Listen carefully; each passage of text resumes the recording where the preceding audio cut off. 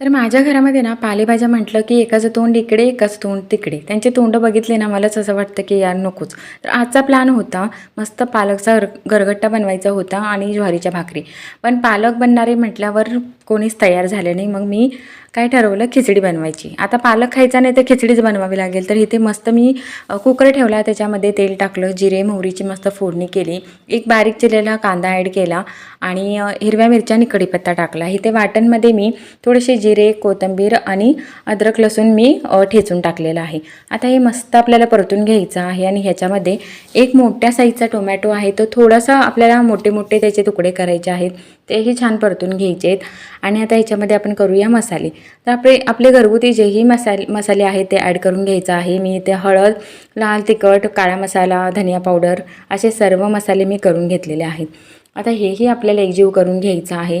चवीनुसार मीठ टाकायचं आहे आपल्याला. छान परतल्याच्या नंतर आता बघा इथे मी टाकते आहे पालक. मी आज ठरवलं होतं एनी हाऊ कंडिशन ह्याच्यामध्ये मी आज पालक बनवणारच. तर मी आज पालक ॲड केला आणि एक अर्धा तास आधी मी इथे ना तुरीची डाळ आणि तांदूळ भिजत टाकलेले होते. हे भिजवल्यामुळे खिचडी ना छान मऊसूत शिजते आणि मस्त छान टेस्ट. तर बघूया आता ह्यांना कळतंय आपल्याला छान खिचडीमध्ये पालक ॲड केलेला आहे. आता छान परतून झाल्याच्या नंतर आपल्याला ह्याच्यामध्ये गरम पाणी ॲड करायचं आहे. तुम्ही खिचडी वगैरे बनवत असताना ना कधीही थंड पाणी ॲड नाही करायचं, कारण की त्याची जी मूळ टेस्ट असते ती पूर्ण गायब होते. आता इथे मी गरम केलेलं पाणी मस्त ॲड करून दिलेलं आहे आणि आता आपण कुकरचं झाकण लावून देऊया. ती मस्त खिचडी दिसते आणि मला नाही वाटत की शिजल्याच्या नंतर त्याच्यामध्ये पालक दिसेल. तर तुम्ही बघू शकता आपली खिचडी रेडी झालेली आहे, किती छान दिसत आहे आणि पालक टाकल्यामुळे तर ती थोडी हेल्दी पण झालेली. तर आता ह्यांना आपण वाढायला घेऊया आणि बघूया त्यांना समजतं की नाही.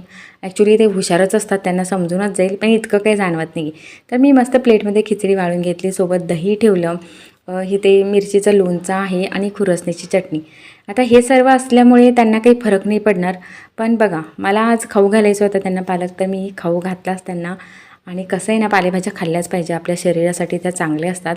पण मुलांना आणि हजबंडना कोण समजवणार की बाबा तुमच्यासाठी काय चांगले. तर इथे मी टेस्ट करून बघते आणि खरं सांगू का, खिचडी एक नंबर झाली होती. तुम्ही नक्की ट्राय करून बघा. व्हिडिओ आवडला असल्यास लाईक करा, शेअर करा, सबस्क्राईब करा आणि मला इन्स्टाला पण फॉलो करा. बाय.